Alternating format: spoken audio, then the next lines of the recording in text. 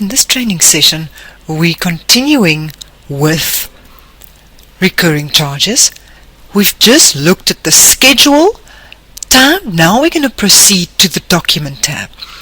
Here I'm going to select an item. Now remember, we created our items here. I'm going to actually add all 4 my items. I'm just going to add them through just to select them all, and then I'll explain all the options we've got, and also the last one.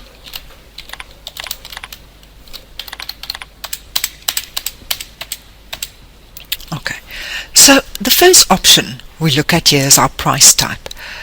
We can have a specific price here.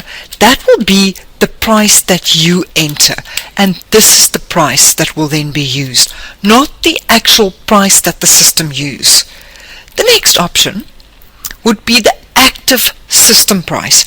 Whatever the price is, it will use that price. If the system price changes, the price will change here. Then the next option we have is our ask for selling price when processing. In other words, before we can process, we've got to specify what the price is, and then you've got your lookup. This lookup will go hand in hand with our custom pricing option that I have already explained in another training session. In other words, before you process your recurring charge, you've got to make sure that your custom pricing file that you import is current and correct. So you can import a CSV file. For instance, if it's a utility bill you need to import that, and then we will look at that for the price.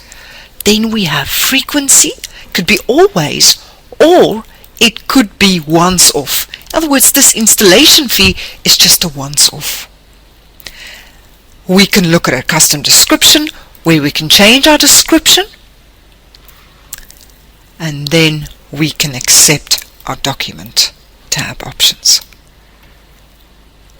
And that concludes the training on how to add a recurring charge.